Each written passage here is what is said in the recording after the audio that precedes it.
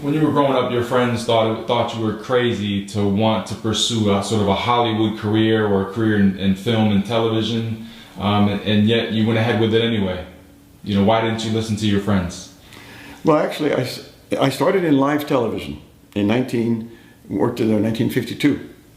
And a lot of my friends thought that, I said, what are you doing? So I'm working in television. They said, oh, it won't last more than 2 or 3 years.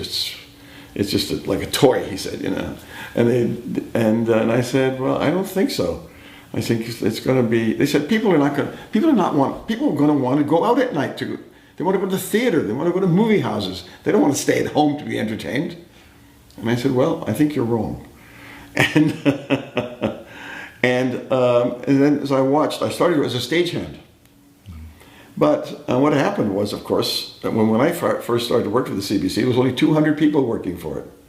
Within a year, there were 2,000 people working. So, of course, the original 200 rose up, were naturally lifted up, and I got a chance to direct when I was 24. That's ridiculous. I was the youngest director in Canada at the time.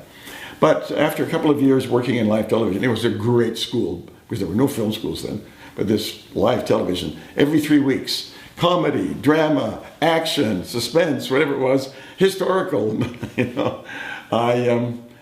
So I had learned a lot by actually working, you know. And after about 2 years, I decided that I wanted to be a film director. And in Canada at the time, there was no such thing as the film industry. There was little theater and no films.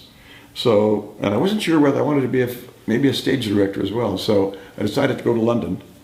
It was easy for a Canadian, didn't need a work permit to work in London. And at the same time, in the one city, there was television, theater, and film.